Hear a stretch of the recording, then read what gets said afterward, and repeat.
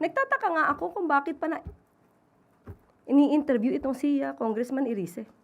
Dahil ang kanyang mga sinasabi ay laging may parang, I think, I don't think. Lahat ay puro sa galing lang sa kanyang isipan pero walang basihan. Walang facts. Puro theory. Alam niyo po, sa gobyerno, hindi tayo dapat nabubuhay lagi sa theory. Hindi tayo dapat lagi nabubuhay sa paninira. Nakita ko nga po ang, kumbaga yung script ng kanyang pinakahuling interview dito sa One News PH. Kaya tama naman po yung binanggit nyo, Ma'am Julie, no?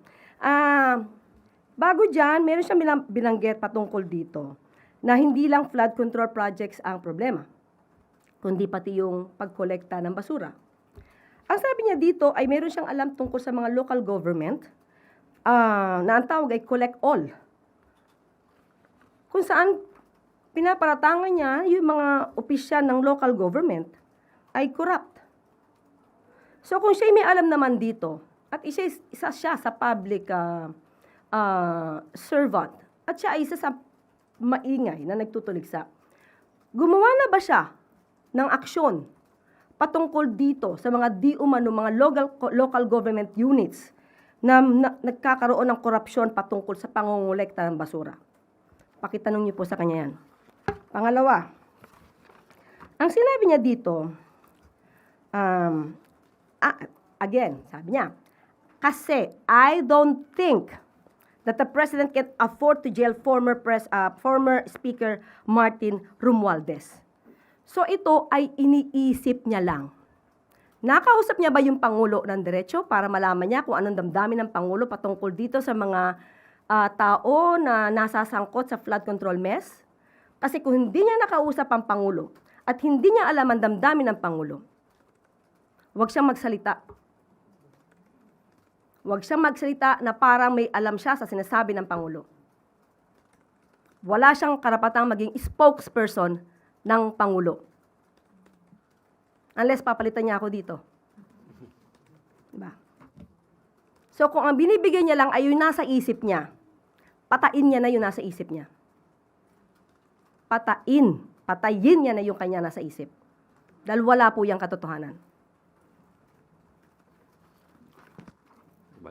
Sinabi pa niya, at sinunggandahan nitong si Lord,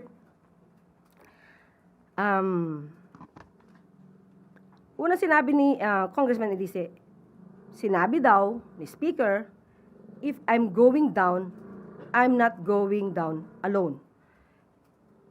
Tapos, sinunggandahan nga ni host, I don't think that the President can afford to jail former Speaker Romualdez.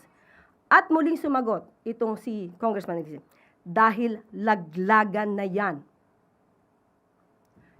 Si Congressman Irice ang isa sa pinakagusto kong makausap, kaharap kayo. At tatanungin ko siya ng diretsyo, saan nang gagaling ang lahat ng sinasabi mo? Bigyan niya ako ng ebidensya, dahil puro ganito na intriga, mahirap sumagot ng puro intriga.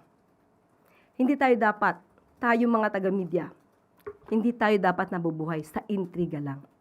Intriga at pamilya. So patungkol kay... Baka po may update ng Ombudsman doon sa sinabing ng Pangulo na the filing of multiple cases against Romualdez will be done soon. Sa ulat na nadidinig ng Pangulo, dahil meron di umano mga witnesses laban kay dating Speaker Romualdez, naniniwala ang Pangulo na kapag kumpleto ang ebidensya ay dapat masampahan ng kaso. Sino-sino ang unang tumutuligsa at nagsasabing meron silang alam at mastermind di umano ang Speaker? Hindi ba obligasyon nyo na nabigay lahat ang inyong kaalaman sa Ombudsman? Dahil medyo na-disappoint si Ombudsman Boying Rimulya sa pag-retract ng 4 na Maleta Boys. So kung meron pa pong ibang mga may hawak na ebidensya, katulad nito si Congressman Irice, Kung meron kang alam, Congressman Erice, pumunta na po kayo sa Ombudsman at doon nyo na ibigay lahat ng alam po ninyo para hindi kayo ma-disappoint at sasabihin ang Pangulo ang siyang merong kagagawan para hindi siya masampa ng kaso. Obligasyon niyo po yan, Congressman Erice.